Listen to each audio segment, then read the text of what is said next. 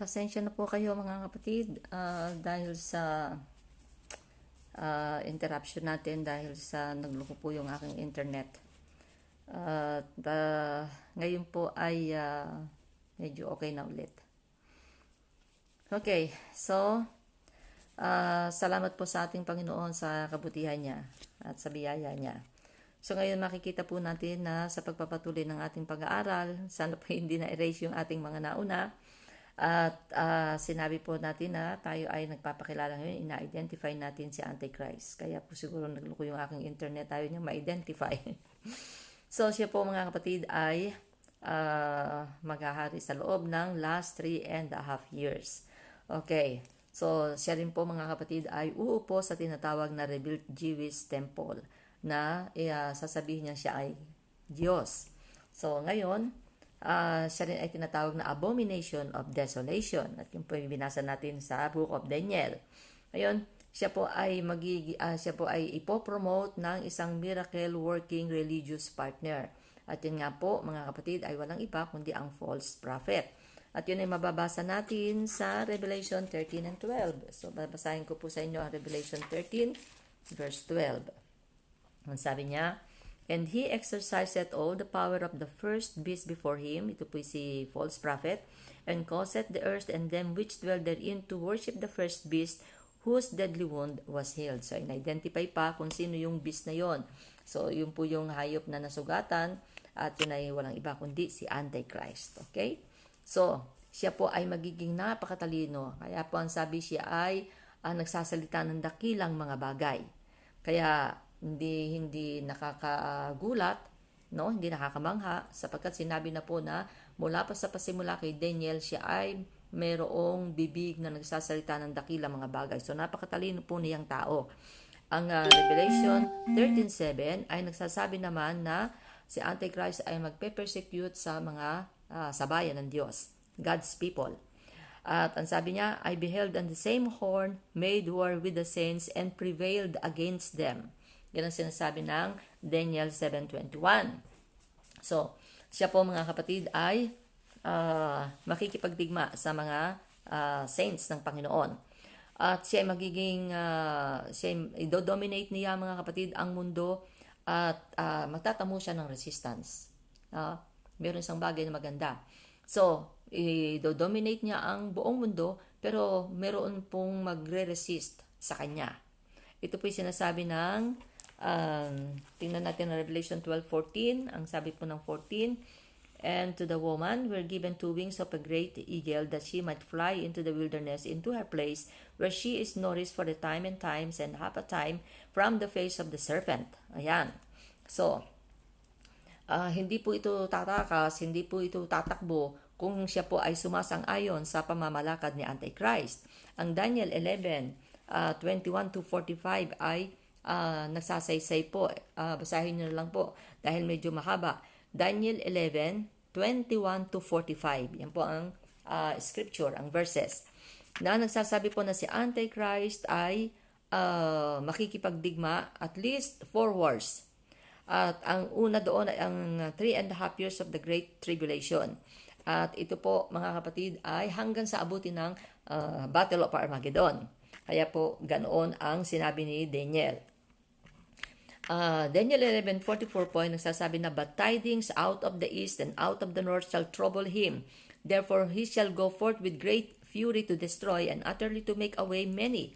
So, nandoon po yung pakikipagdigma niya. Kung siya po ay mayroong pakikipagdigma na haharapin, ang ibig pong sabihin, mayroong resistance ang tao sa kanya. So, hindi po ang buong mundo ay sasang-ayon sa kanya. Kaya nga po isa na doon ang Israel na hindi sasang-ayon sa kanya. Okay. Ganun din, si Antichrist ay si Antichrist ay mag-iisip na baguhin ang lahat ng laws, no? Ang kanya pong message isa lang, change, change, change. Papalitan niya po ang lahat. Kita niyo naman mga kapatid, kahit dito, may karanasan po ako dito na noong pong wala pa akong 10 years na card, ay meron pong law na noong 1 year pa yung aming Curtis Jewel kung tawagin dito, ay sa ika-6 na renew mo ay makakakuha ka automatically ng 10 years card. Ngayon, naka 5th renew na ako doon. Sa 5th renewal ko ng card, sabi ng pulis sa akin, Madam, sa susunod na renewal mo ay automatic na 10 years ka na. Imagine niyo mga kapatid, nagbago ang law kasi nag-iba ang presidente. At hindi po ako nakakuha kaagad ng 10 years. So, naghintay na naman ako ng ilang panahon bago ako nakakuha ng 10 years card. Kaya, kung ito yung nangyayari mga kapatid sa pagbabago lang ng isang presidente, mga kapatid, napakadaming babaguhin pagdating ni Antichrist sapagkat ang kanyang message ay iisa lang. Babaguhin lahat. Change, change, change. Okay. At ito pa ang tingnan natin mga kapatid ang Daniel 7:25. Gusto kong basahin natin ito mga kapatid, no?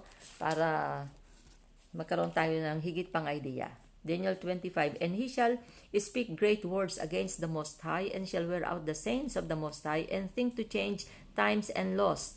And they shall be given unto his hand until a time and times at the dividing of time. So, ang 3.5 years po ay napakahaba na yun, no? Para sa gagawing pagbabago. Talagang magagawa niya ang mga pagbabagong ito. At higit pa doon mga kapatid, ang sabi ng Daniel 11:37, He will not regard the desire of women. Hindi siya magpapahintulot, hindi niya pahihintulutan ang nasain ng babae. Ano po ba ang nasa ng babae? Ang nasa po ng babae, hindi lang po pag-aasawa. Hindi lang po siya ay manatiling maganda o bata. Ang desire po ng babae ay ang magkaroon ng anak. No? At ang sabi ng Daniel 11:37 ng Daniel ay, ang sabi niya, Neither shall he regard the God of his fathers, nor the desire of women, nor regard any God, for he shall magnify himself above all. Ngayon, mga kapatid, hindi ba mayroong mga bansa, lalo na ang China, mga kapatid, na hindi sila nagkakaroon ng maraming anak. Sa kanila po, isang anak lang, tama na. At talagang kinokontrol nila ito. Sa atin, sa Pilipinas, ay nauso na rin yung noon pa, no? Kasi sa atin ay walang control pagdating sa panganganak kahit na nung hirap ng buhay. Pero nauso na rin po sa atin, nagpasimula yung mga pills, yung mga, ano pa ba yung mga tawag, mga contraceptives, mga kapatid, no? Para mapigilan ang pagdami ng anak. Bakit? Nahihirapan sa pagpapalaki, pagpapaaral, etc. Pero hindi lamang po yun. Nagiging overpopulated po ang mundo. So, ngayon, ganoon po sa China at hindi lamang po sa China. Kaya po nauso yung abortion. At ang abortion ay sumagana. Kasi gusto ng tao ang kaligayahan pero hindi naman po gusto ang responsibility. Kaya po ang abortion ay sumagana sa mundo ng kahit saang bansa. Ngayon, pagdating sa bagay na ito, alam nating nagkakasala tayo sa Panginoon sapagkat pumapatay tayo ng buhay. At ang ginagawa nila mga kapatid ay hindi lamang sa bansa sa bansa. Ngayon ay ginagawa na nila itong global control, no? Control ng population growth. Kaya nga ang sabi ko sa huling pag-aaral natin, ang balita mga kapatid, ang coronavirus na ito mga kapatid ay human-made. Hindi ito pestilence lang, ito human-made na upang mabawasan ang population ng mundong ito. Kaya kanina lang mga kapatid, umaga ay nakatanggap ako God.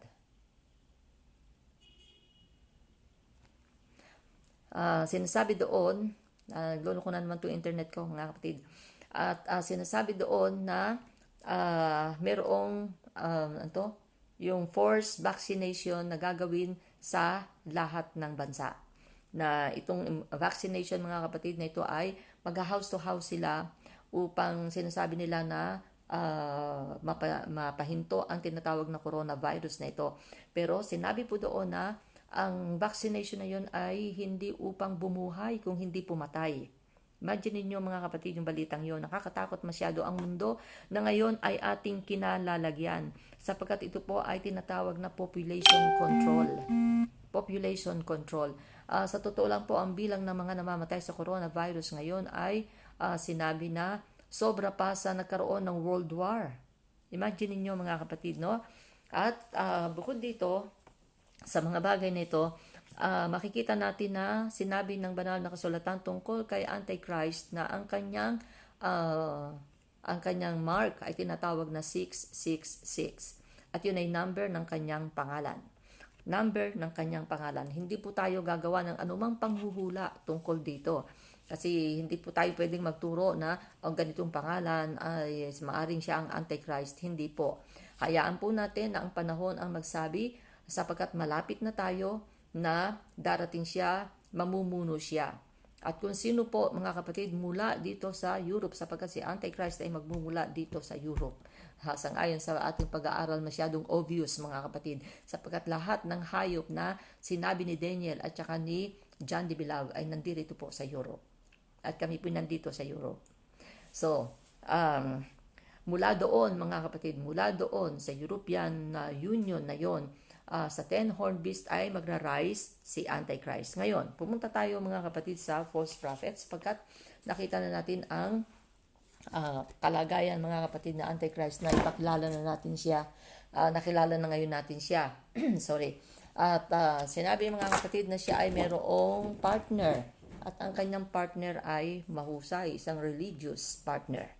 At sinabi mga kapatid ng banal na kasulatan kung sino siya, ay pinakilala siya sa atin ni John de Bilal na siya ay merong sungay na kagaya ng kordero, mukhang kordero siya pero siya ay nagsasalitang kagaya ng dragon. At ito po mga kapatid ang mamumuno sa tinatawag na one world religion.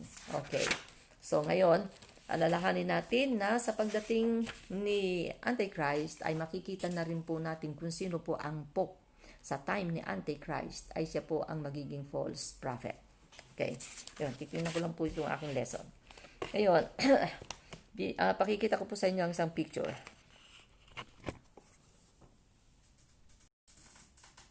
Yan po. Yung picture na yan ay tingnan ninyong mabuti kung paano po si Antichrist, yung naka-coat and tie, at ang false prophet. At ang lahat ng tao ay lumuluhod sa harapan niya. Okay? At ito po ang gagawin ng false prophet na kahit po ang apoy mula sa langit ay kanyang pabababain upang ang tao ay maniwala sa kanya. Okay? So, hindi po ba nakakagulat po ba yun? Hindi. Sapagkat ito po mga kapatid ay madaling gawin ng tao ang sumamba kapag nakakita ng himala. At naalala ko po nung ako'y high school pa, ako po'y nasa Hulugantan sa Cavite. At nandun po ako sa bahay ng kaklasmate ko nang bigla na lang along the road yung kanilang bahay. At bigla na lang nagtilian ng mga tao, nagmamadali papunta doon sa kanilang chapel. At alam niyo kung bakit? Kasi meron daw pong santo doon na nakapatong lang sa isang silya. Ngayon gusto po nilang gawan ng altar. At yung pong santo na yon ay binubuhat pero hindi na po maalis-alis doon sa silya na kanyang kinapapatungan. Ngayon ang ginawa po ay kumuha ng kutsilyo para siya ay tanggalin doon pero hindi po matanggal-tanggal yung santo. At nung pong araw na yon ay sinabi nilang naghihimala ang santong yon. At ayaw daw siyang umalis doon. Nung araw din po yon nagkaroon ng misa. Ganun po kadali tao mga kapatid na magkaroon ng sariling haka-haka na sila'y naghihimala. How much more mga kapatid kung makita natin ang bagay na to o makita ng mundo ang bagay na to. So tingnan po natin ang Revelation 13. Ang sabi mga kapatid ng verse 15. Revelation 13 11. And I beheld another beast coming up out of the earth, and he had 2 horns like a lamb, and he spake as a dragon. And he exercised all the power of the first beast. Imagine niyo mga kapatid, no? Ine-exercise ng false prophet nito ang power na meron ang unang hayop na walang iba kundi si Antichrist, and causeth the earth and them which dwell therein to worship the first beast, whose deadly wound was healed. And he doeth great wonders, so that he maketh fire come down from heaven on the earth in the sight of men, and deceiveth them that dwell on the earth by the means of those miracles which he had power to do in the sight of the beast, saying to them that dwell on the earth that they should make an image to the beast, which had a wound by a sword and did live. And he had power to give life unto the image of the beast, that the image of the beast should both speak and cause that as many as would not worship the image of the beast should be killed. O yan, mga kapatid, no? So maliwanag kung ano ang gagawin ng false prophet. So ito ay magbibigay ng control sa pamamagitan ng pagre-require ng sa lahat ng tao na sila ay sumamba doon sa image of the beast. Hindi po natin alam kung ano ang gagamitin niya kasi nasa modern technology na po tayo. At maaari pong ito ay sa pamamagitan ng television. Kita nyo naman mga kapatid sa pamamagitan ng modern technology ngayon. Nagsasalita ako ngayon. Kagaya ngayon, nagsasalita ako, pwede ako makita ng buong mundo. Okay? At pwedeng ito ay sa pamamagitan ng isang napakalaking screen. Maaaring ito ay screen na nandoon sa public, sa streets. At makikita ng lahat, kagaya po ng ating mga napapanood. Hindi po natin alam kung paano ang gagawin ng false prophet nito sang-ayon kay John the Beloved. Kung paano ang pagkalarawan na ipinakita ng Panginoon kay John the Beloved sa mga bagay nito. O maaari ba kaya na ipagtayo siya ng image kasi sabi, ililikha siya ng image at bibigyan niya ng power para ang image na yun makapagsalita. So, hindi po natin talaga alam. Pero, ang isang bagay pong tiyak, sinabi po ng false prophet na ito, sasambahin lahat ng tao ang image ni Antichrist. Meron pong pangyayari noon sa panahon ni Hitler, no? Napakahusay po kasi niyang orator. At sa bawat salita niya, nakaranas po ba tayo? Siguro naman tayong lahat ay nakaranas na. Nakarinig tayo ng isang napakahusay na nagsasalita at ikaw ay tumawa. At meron isang napakahusay na nagsalita na ikaw ay umiyak. Meron namang napakahusay magsalita at ikaw ay na-excite, no? Meron pong power ng speech no? At ito pong si false prophet ay gayon maging si Antichrist dahil ang power and dominion ni Satan ay ibinigay mga kapatid sa kanila no? Ibinigay sa kanila. So, tayo pang karaniwang tao, anong power mayroon si Satan na ibibigay sa kanila? Great authority ay ibinigay sa kanila. Kaya, ngayon, kung ito ay power of speech, mga kapatid, ang tao napakadaling humanga, lalo sa mga taong marurunong. No? Lahat na, kapag marunong na tao nang sasalita, lahat ng sasabihin paniniwalaan. At hindi nasisiya sa atin kung ito ay katotohanan. Ganun po kasi tayong tao, no? At ito po ang gagawin ni false prophet. Iba-back up niya si Antichrist at sasabihin sa tao na igawa siya ng larawan, bibigyan niya ng power na magsalita ang larawan, at siya ay sasambahin. Ang sino mang hindi sumamba, ito ay papatayin. So, imagine niyo yan mga kapatid. So, sa pag-aaral natin ito mga kapatid, ay makikita natin kung ano ang kapangyarihan na meron ang false prophet. At alalahanin niyo, ang power na meron sila, ang weapon na gagamitin nila ay peace. And he causeth all, eto na, and he causeth all, both small and great, rich and poor, free and bond, lahat ng klase ng tao, to receive a mark in their right hand or in their foreheads, and that no man might buy or sell, save he, except he that had the mark, or the name of the beast, or the number of his name. So, here is wisdom. Let him that hath understanding count the number of the beast, for it is the number of a man, and his number is 636. So, mga kapatid, kagaya ng sinabi ko, hindi po tayo magtuturo ng sino mang tao na sasabihin natin na maaaring siya yaon, maaaring si ganito yaon. Meron lamang po kasing tatlong problema ang mundo, no? Ang politics, religion, economy. Yan lang po ang tatlong problema meron ang mundo. Kaya po, sa pamamagitan, mga kapatid, ng tinatawag na one world government, peace ang dala ni Antichrist, mga kapatid. Tingnan nyo naman ang politics sa atin. Hindi pa po nakakaupo, kampanya pa lang, ay namamatay na ang kung sino mang candidate, mga kapatid, sa anuang posisyon. mayor lang, pinapatay na. So, hindi pa sila umaangat, mga kapatid, patayan na sa atin eh. Ito'y nakakalungkot na mga larawan. Pero, totoong, ang politics ay problema ng mundo. At wag po natin sabihin na kapag politics, ang sabi nga ni Bill Clinton, it's the economy stupid. Doon sa kanyang sticker na yun ang inilagay niya sa kanyang sasakyan. Bakit? Mga kapatid, napakahalaga ng economy sa bansa. O kagaya ngayon, mga kapatid, no? Ganito ang kalagayan ng mundo. Bagsak ang lahat ng economy. Sobra pa doon sa economic crisis na nagdaan noong 2008. So ngayon, ito yung dahilan kung bakit ang mundo'y nagkakagulo. So, politics, economy o pera, no? At gayon din religion. Alam niyo ba, mga kapatid, no? Meron ako pakikita sa inyong picture. At ito po meron akong video clip nito. Pero hindi ko po maipakikita sa inyo kasi nandoon po sa aking DVD. Pero ipakikita ko po sa inyo ang kanyang larawan. Yan. Yan po ang larawan niya. Parliament of the World's Religions. Plural yan ha. Religions. At tingnan niyo pong mabuti, mga kapatid, no? Sa konting sa kapirasong picture na yan, makikita niyo iba-iba po sila. Makikita niyo po iba-ibang klase ng kasuotan meron sila. Bakit? Pinakikita po nila kung anong religion meron sila. Yan. Nandyan po ang Hudyo, nandyan ang Hindu, nandyan, mga kapatid, nandyan ang Christian, nandyan ang Catholic. Hindi ko makita yung pari eh. Ayan, oh. See? So, makikita po natin sila dyan. Okay. Ngayon, ano po bang ibig sabihin ng mga yan? So, pumunta po muna tayo doon sa economy, no?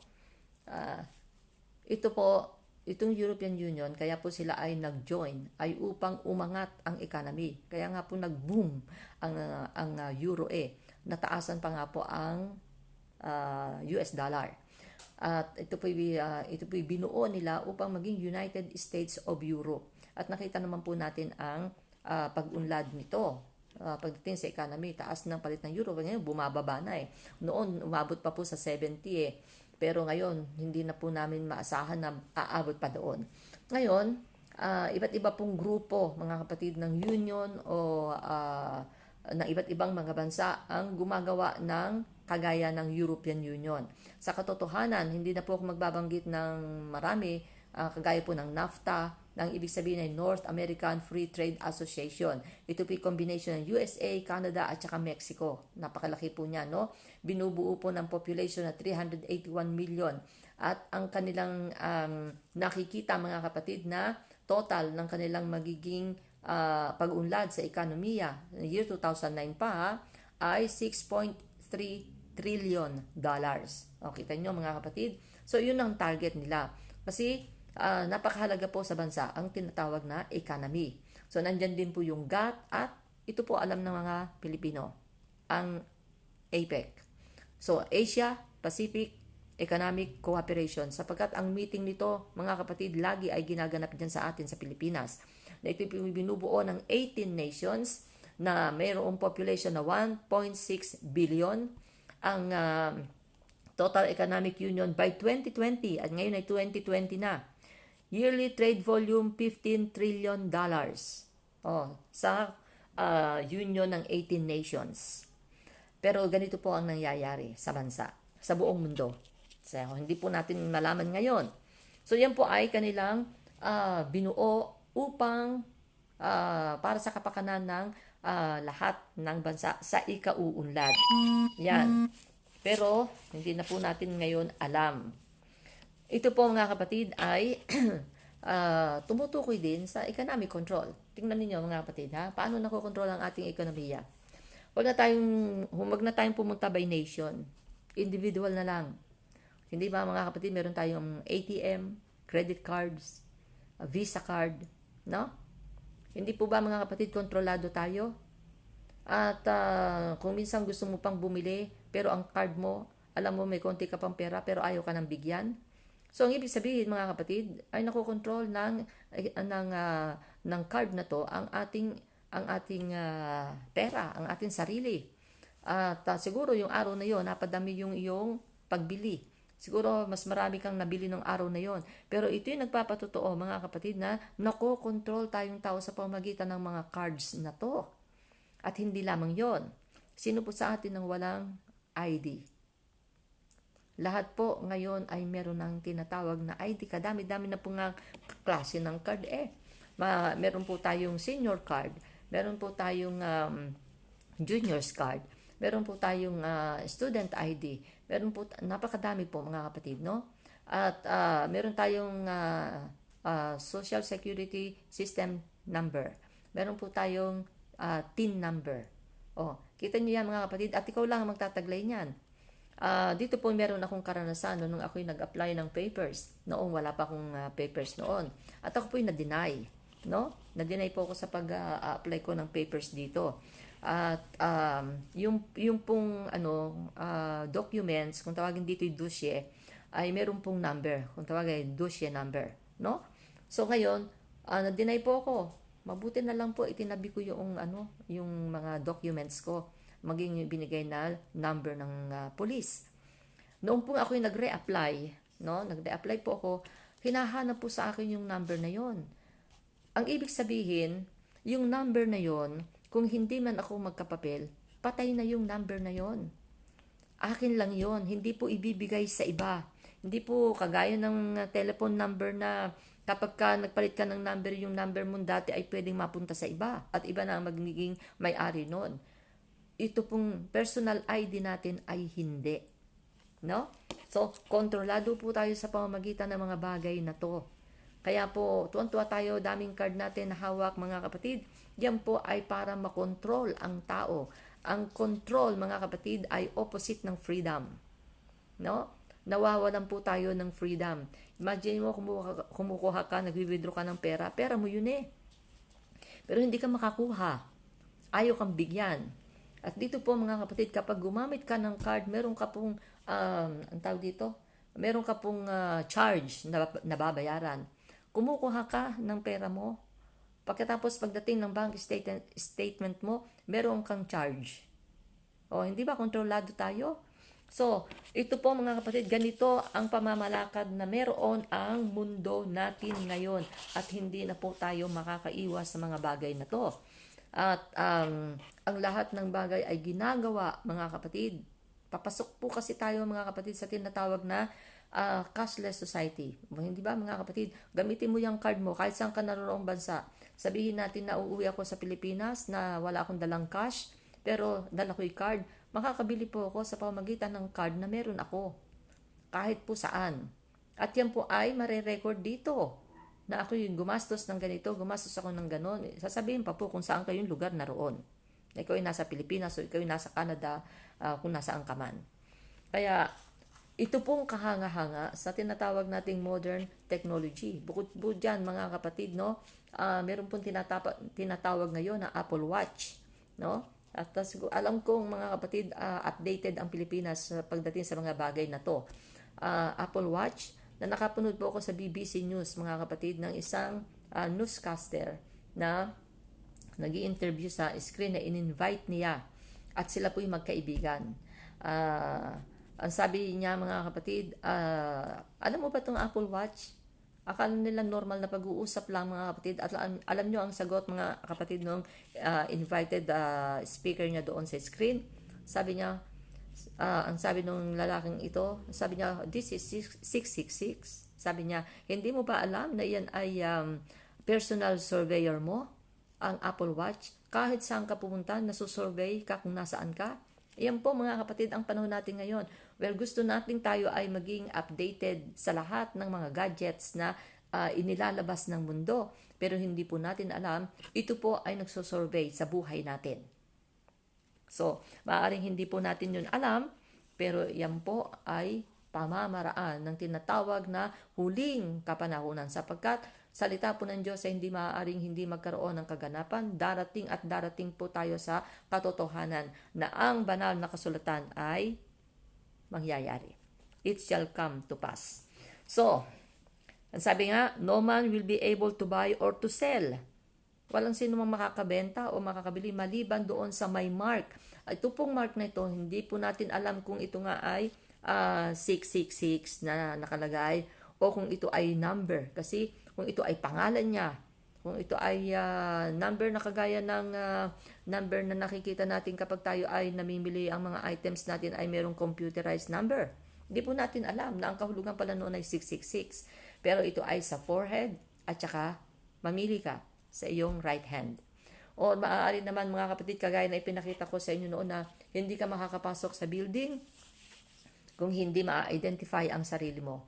Masyado na po tayong kontrolado. Ang thumb marks natin mga kapatid, noon mga kapatid, kapag ka ikaw ay magre-renew ng papers dito, ipakikita mo lang ang iyong mga proof na documents, no? Kung ito ay sa electricity, kung ito ay sa tax mo, ito ay yung ano mo, yung tinitirhan mo na ikaw ay nakatira sa lugar na yon, kung tawagin dito mga kapatid ay quittance de loyer, no? Patutuo mo na ikaw ay umuupa ng isang bahay. So yun po ang hinihingi. Ngayon po may thumb marks na. Kita nyo mga kapatid, at hindi lang po basta thumb marks, hindi lamang po thumb, kung hindi po yung buong kamay mo ay ilalagay mo doon sa machine. Lahat ng daliri mo mga kapatid ay kanilang ini-scan. Imagine niyo mga kapatid ang control ng mundo natin ngayon. Wala po tayong magawa kasi yan po ang batas ng pamahalaan. Ito po, nag-uusap po tayo tungkol sa politics. At kapag nagbago ang lahat ng bagay, nandiyan na po ang gawa ni Antichrist, ang mark of the beast. Alalahanin natin ang mark na ito kapag tinanggap ng tao, wala na tayong puwang sa buhay na walang hanggan. Okay, so ngayon ay nakakatakot pong totoo. Yung pong sinasabi kong card na sorry, na pwede kang nasa Pilipinas, pwede kang kung nasaan ay magagamit mo. Ang tawag po doon ay SWIFT system. Society for Worldwide Interbank Financial Telecommunications. Yan po ang ibig sabihin ng SWIFT. At meron din po mga kapatid na tinatawag na chip. Alam nyo, alam ko ito naririnig nyo na, yung tinatawag na computer chips. At ito po mga kapatid sa US ay pinasimulan nila noon sa hayop, sa likod ng tenga ng aso, ng kanilang mga alagang pet. At doon po nakalagay yung pangalan ng may-ari ng asong yon, pangalan ng aso, pangalan ng may-ari niya, yung address, telephone number. So yun po ang nakalagay sa chip. At ng kalaunan, inadapt ng iba't ibang bansa. Sapagkat kahit ang mga hayop dito, kung isinasama nila sa travel mga kapatid, merong passport. Meron po silang papers. Kaya madadala po nila ang kanilang alagang pet sa ibang bansa sapagkat sila po ay meron sariling passport, meron po silang sariling papers. Yan. Kaya minsan daig pa po yung mga maraming Pilipino dito sa France na hindi makapag-travel kasi wala pa po silang papers. Pero ang mga hayop dito mga kapatid nadadala ng kanilang mga amo, mga nag-aalaga sa kanila sapagkat meron silang sariling papers. At itong chips na ito mga kapatid ay pinractice din mga kapatid sa Barcelona, Spain. At yun ay sa mga kabataan na meron silang certain na lugar na pinupuntahan, party ng mga kabataan mga kapatid na hindi sila makakapasok kung walang chip. Na sila ay nagpapatunay ang chip na yon na sila ay member ng club na yon. Imagine nyo? So, hindi ka makakapag-party doon kung hindi ka member. At ganito po kinokontrol. Inuunti-unti po ng mundong ito ang paraan ni Antichrist. At itong pong computer chip na to, kagaya po mga kapatid ng vaccine na sinabi ko sa inyo kanina na tungkol sa coronavirus, na sinasabi mga kapatid na ang vaccination nito ay individual siyempre at force. Obligatoire. Oblige ang tao mga kapatid na magpa-inject nito. Na ang sinasabi ito ay para sa coronavirus, para makontrol ang coronavirus. Pero ito po ay hindi po bubuhay papatay. Sang-ayon po sa nagbalita kanina. Ngayon, ang chips na ito mga kapatid ay parang injection. Kasi sinlaki lang po mga kapatid ng ng butil ng bigas. Imagine niyo kung gaano kaliit 'yan. Pero nandoon po lahat ang ating identity. Kapag po tayo ngayon ay nag-tap sa computer ng isang pangalan, meron pa po bang itatago ang pangalang 'yan? Ang lahat po ng personality niya, kung saan siya nagtatrabaho, anong naging buhay niya, siya ba'y mahirap, siya ba'y mayaman, siya ba'y pulis or what, sasabihin pong lahat ng computer. Kaya naman po, kahanga-hanga mga kapatid, ang bagay na nagaganap ngayon. Kaya katakutan po natin mga kapatid ang bagay na to at kinakailangan po nating paghandaan ang ating mga sarili sa mga panahong darating. Ngayon, pumunta po tayo sa tinatawag na world religion. Ito po mga kapatid ay tinawag din pong infatism, no?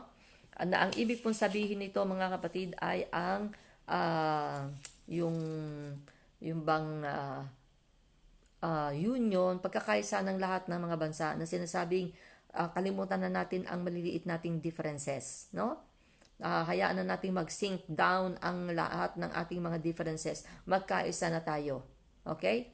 At ito pong picture na to mga kapatid na ipinakita ko sa inyo ay totoong nakakamangha na papaano ang isang Hindu, papaano ang isang Muslim, papaano ang isang Catholic, papaano ang isang Jew ay nakasama-sama mga kapatid, maging isang Kristiyano.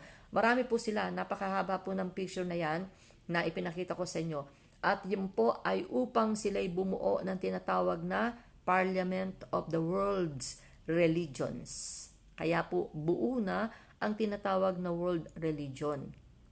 At ito pong chart na ginagamit ko mga kapatid ay ginawa pa year 1991. Okay, so dahil dito sa doon po sa kasaysayan ng Ireland, no?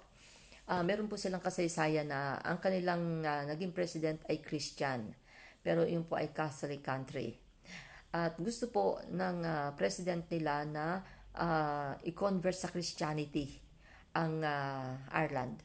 At nagkaroon po ng civil war kasi hindi po pumapayag ng Catholic. Kita niyo yun? Kaya po, tatlong bagay ang ating makikitang problema ng mundo. Kaya po para walang problema, ay nagbuo po sila ng tinatawag na one world religion. Ayan. So, bago ko po kayo iwanan, ay meron po akong ipakikita sa inyong picture. Kung paano po natin nakikita na tayo po ay hindi nagkakamali sa ating mga pinag-aaralan. Okay?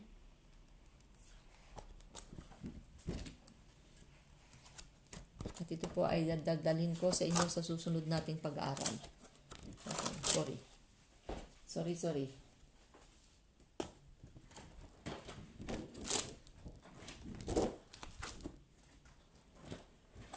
Yan. Lumagpas pala ako. Okay. So, ito po siya. Yan. Yan po ang susunod nating pag-aaral. Ano yan? Kita nyo yung ten-horned beast na present na naman po yung hayop na nakita ni Daniel, tama, at saka ni John de Villeneuve. At meron pong babaeng nakaupo. Sino yung babaeng yan? At anong kahulugan yan? So, yan po yung ating susunod na pag-aaral. Loobin po ng Panginoon, kung ito'y maihanda ko bukas ay tatalakayin po natin ito. No? At ito po ay isang bagay na lalong nakakagulat. So, yan po. At meron pong isang lalaki na tinatawag po siyang si Saint Malachi. Si Saint Malachi, mga kapatid, Archbishop of Armagh noong 11th century. At siya po ay isang Archbishop, Catholic, no? At siya po ay nag-prophesy. At siya po sa kanyang mga prophecies, sinulat nga po niya ito at ang kanyang aklat mga kapatid ay tinawag na Prophecies of Malachi. No?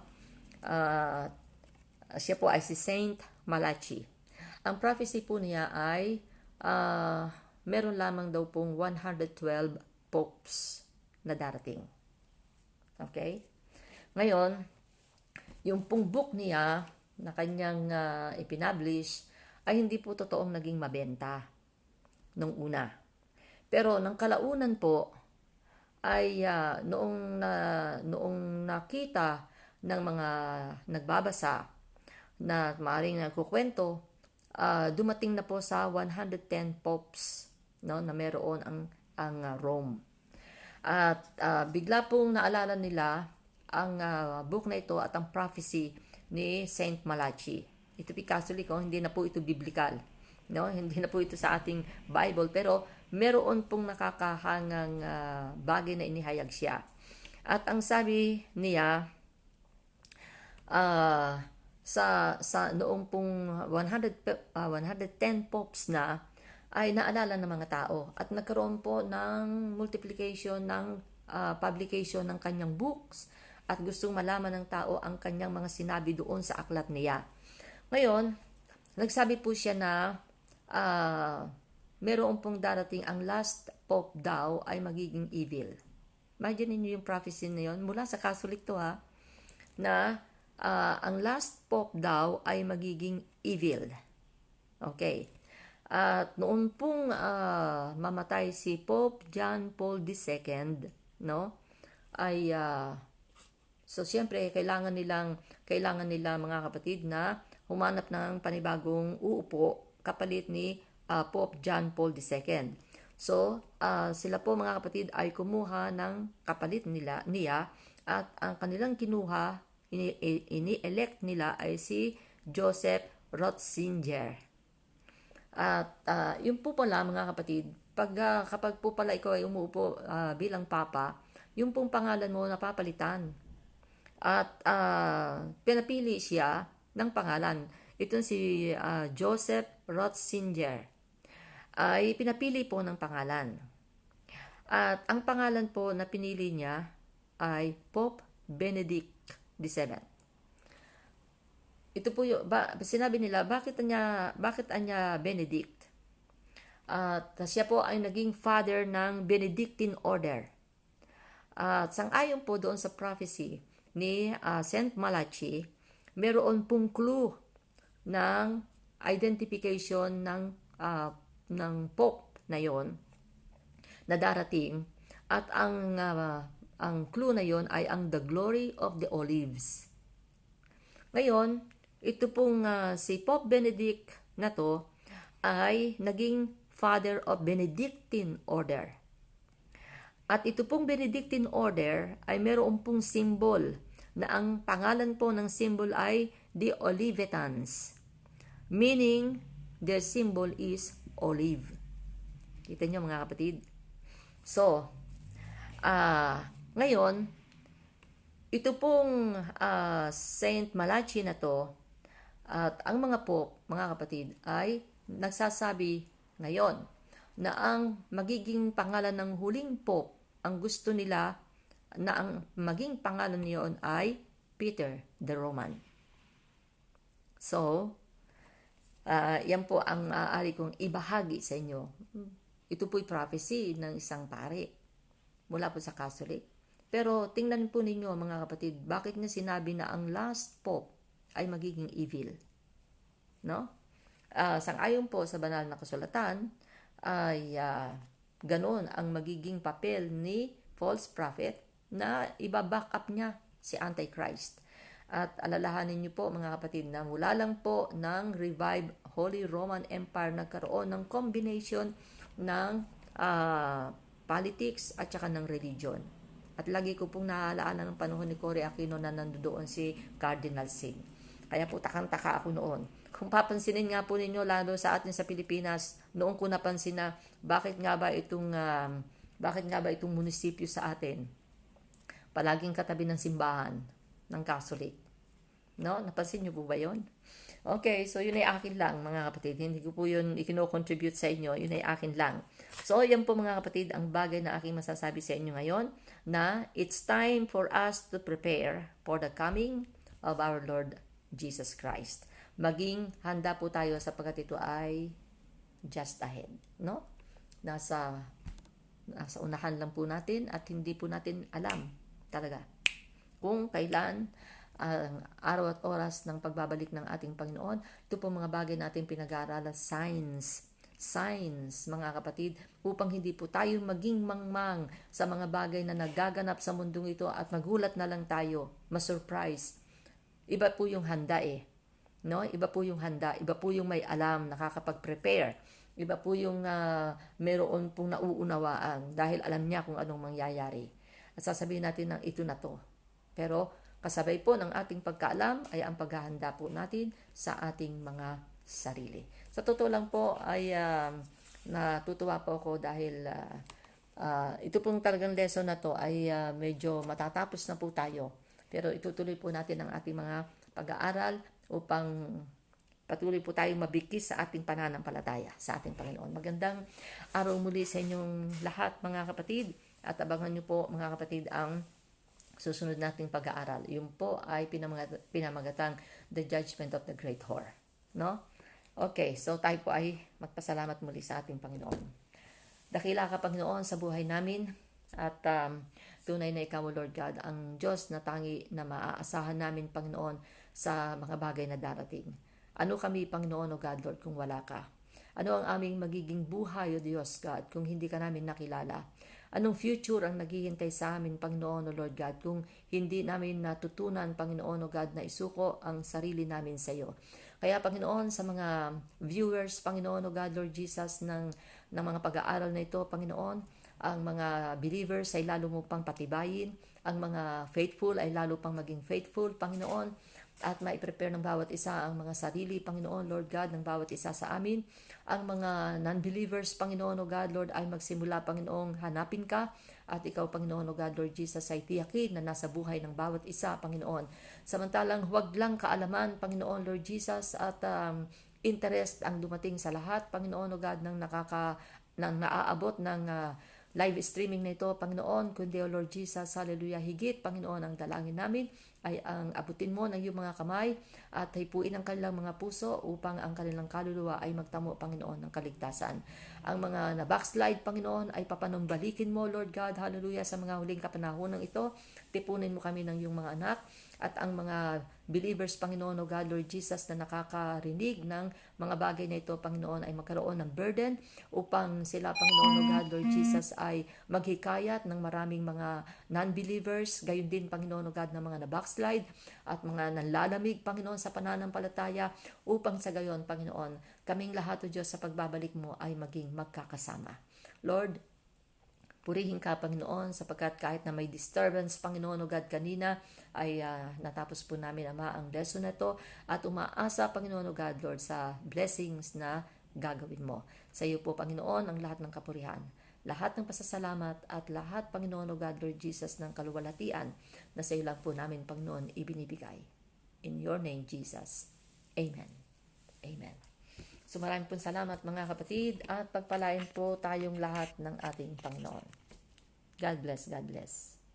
Bye. Ay, Jesus. Hindi ko na naman na